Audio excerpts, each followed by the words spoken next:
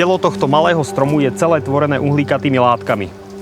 Jeho korene, kmeň aj ihličie vznikli v procese fotosyntézy, kedy strom sťahoval z atmosféry oxid uhličitý, známy skleníkový plyn. Ak bude mať tento strom šťastie, môže sa v nenarušenom lese bez ťažby dožiť až 400 rokov. Keď by sme sem prišli v roku 2400, ten uhlík bude stále tu.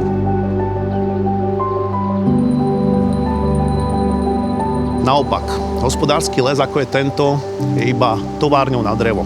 Aj tu stromy viažú CO2 z atmosféry, no robia to o mnoho kratší čas.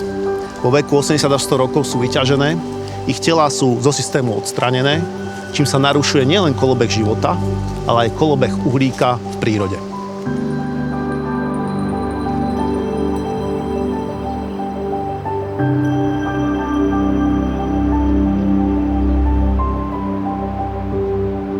Keď velikán odumrie, jeho kmeň sa začne rozkladať. Uhlík uložený v ňom ale zostáva súčasťou lesa. V roku 2550 sa stane súčasťou pôdy vo forme pôdneho humusu a ak sa do lesa nezasiahne, môže v ňom pretrvať ešte viac ako ďalších 1000 rokov. Nakoniec dokáže prales na 1 hektári uskladniť v sebe až 2500 tón oxidu uhličitého. Čo sa ale stane, ak stromy vytrhneme z ich prirodzeného cyklu? Do 5 rokov je až polovica uhlíka späť v atmosfére.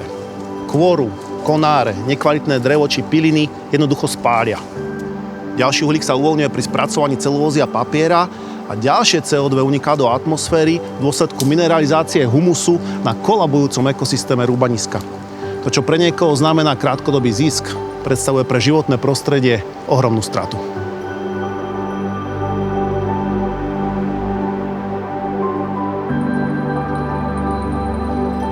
Preto zastavme ťažbu starých lesov a pralesov. Je to najefektívnejší spôsob, ako stiahnuť oxid uhličitý z atmosféry. A poďme ešte ďalej. Prestaňme ťažiť v niektorých hospodárskych lesoch a obnovme v nich prirodzený cyklus uhlíka.